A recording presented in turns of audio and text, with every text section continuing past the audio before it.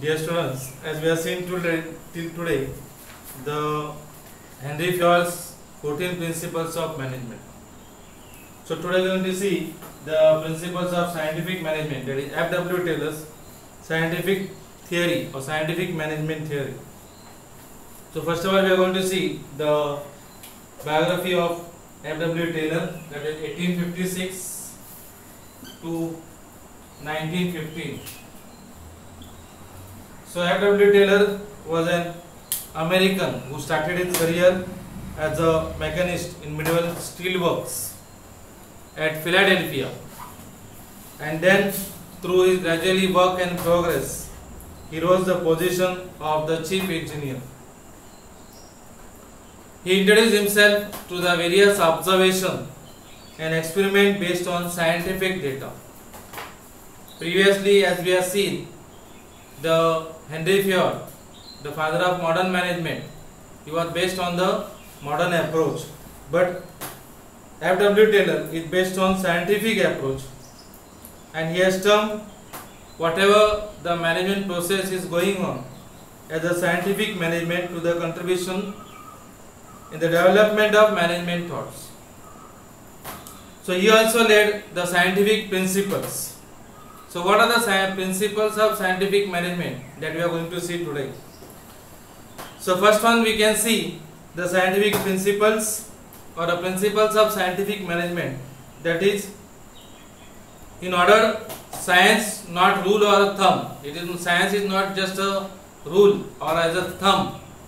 It is not a particular rule, but it is based on the organization efficiency in order to increase the efficiency of organization. So the rule of thumb method should be substituted to the methods developed through scientific analysis. Whatever the analysis are considered through the scientific approach, that will be carried forward in order to judge the particular work or in order to judge the employees or the manager.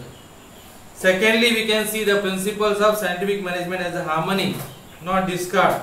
According to this principle, there should be harmony between the employees, wherever they are working, and within the employees and the management.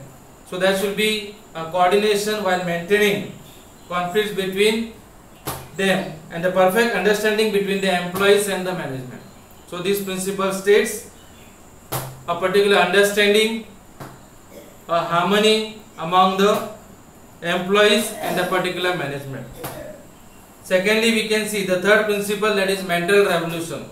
What is meant by mental revolution? So Taylor has introduced the process or the principle of mental revolution, the concept of mental revolution. It focuses on the change of the attitude of employees. So very important task, we can see how the attitudes are changed of an employee and the management towards each other. If the attitude is changed of an employee, then the work cannot be done efficiently, and so both should realize their equal importance in organization. The employee and the manager, they should have an equal importance. They should realize that they have equal importance in the organization, and so they should give a full cooperation in order to achieve the particular goal. Fourthly, we can see the principle of scientific, that is cooperation, not individualization. As we have seen later in the Henry Fayol also, we should give a particular interest to the subordinate to the particular group interest, not to the individual interest. So similarly, we can see the principle here also in scientific management, that is cooperation but not individualization. Individualism. This principle emphasizes mutual cooperation between the workers. How much cooperation is there among the workers, that is very important, and within the employees and the management. So this is very important. Due to the cooperation, trust, team spirit and internal competition will turn into a healthy working environment. So this will turn into healthy working environment.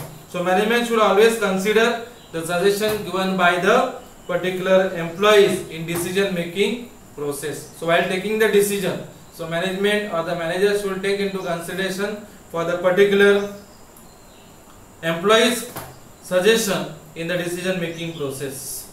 Then the fifth, we can say the division of responsibility. As we have seen in the Henry Fayol, the first principle was division of responsibility. the division of labor. The division of labor, division of responsibility is somewhat same. So as we have the division of work is considered in the division of responsibility, and that is very important. If the responsibility is not given, so the work will be not done in the scientific manner, in the systematic manner. Scientific data means what? The systematic knowledge which is gathered together, and that is to be done in the efficiency work.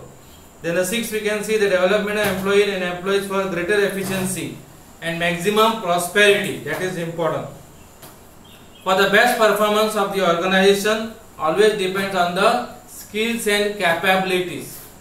So the performance of an organization deals on skills and capabilities of its employees to a greater extent. Thus providing training and development programs to the employees whenever required. It is very essential. Then the second part we can see in the scientific principles of management, that is techniques of scientific management. Now what are the techniques to be used while following the scientific management? That is very important. So thus we are going to see the major techniques to be used in scientific management. So first technique, that is work study. Now what is work study? In detail we are going to see regarding the work study. So study of work. How is the nature of work? How is the process of work? What type of work it is? That is very important. Whatever the employee is working, that is not important, but the work is important. The nature of work is important. So first of all, we are going to study the study of work that consists of systematic and critical assessment of the various activities or functions. So work study means what? Which depends upon the organized or the systematic process which has to be followed.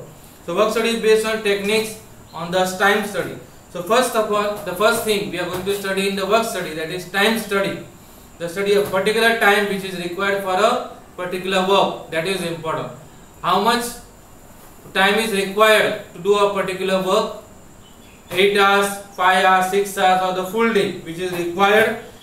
So it is a technique of observing and recording the time taken to an employee to complete the particular work with a given task. With the help of the time study, the precise time required for each element of work is determined, and that is important. Second, what is the meaning? What you can say about the work study? That is second principle or the technique, that is method study. What are the methods used in order to complete the task? There are various methods used in completing the task for the best quality and the cost effectiveness. Identifying the best method of doing a particular work, a particular job is very important, but a challenging task to the manager. So it also helps in reducing the wastage of time. So if you have the method of study or the method of work, then it will be reducing the wastage of time and improving the quality of work. The third you can see in the work study, that is motion study. So what is motion study? The study of required motion means movement of an employee. How the employee moves from one place to another, how he works efficiently, fast, and as well as a machine while completing a particular task is very important. So he works like a particular machine only. It helps in eliminating unnecessary motions. So wastage of time. So suppose an employee is wasting a time, so that is not a particular motion you can say. Then finding the best method in order to do a particular job.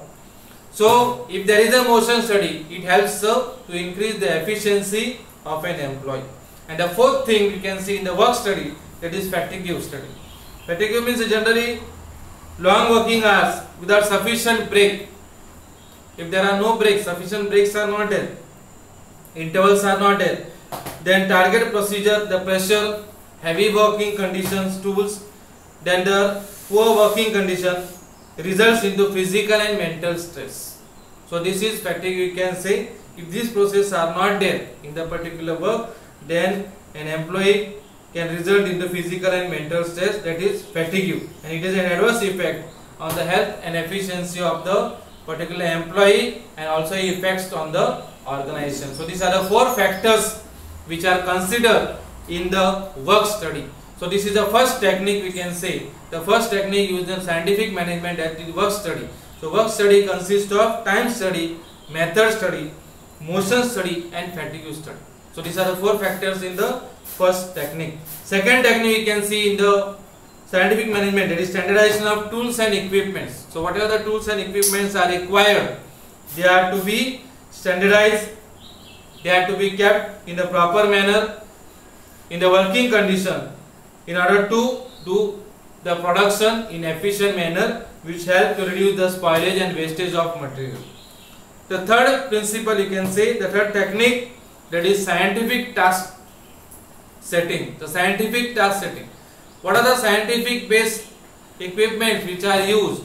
That is important. So, the tailor emphasizes the need of fixing the fair days of work. So, scientific work setting is important in order to provide the employees from doing work, or you can say the prevent the employees from doing work much below their capacity. By using this technique, employees will complete the task according to the standards given, and management can keep proper control on optimum utilization of workforce. So this is the third technique, that is scientific task setting. Then the fourth one, that is scientific selection and training. So management requires, or management has to set the right person for the right job. That is, this technique is very important. So scientific selection procedure it needs of the fixed jobs specification as per requirements. Employees are selected according to the predetermined standard is an important or impartial way, you can say, which is also very important. After selecting, the management procedure or should provide the proper training programs.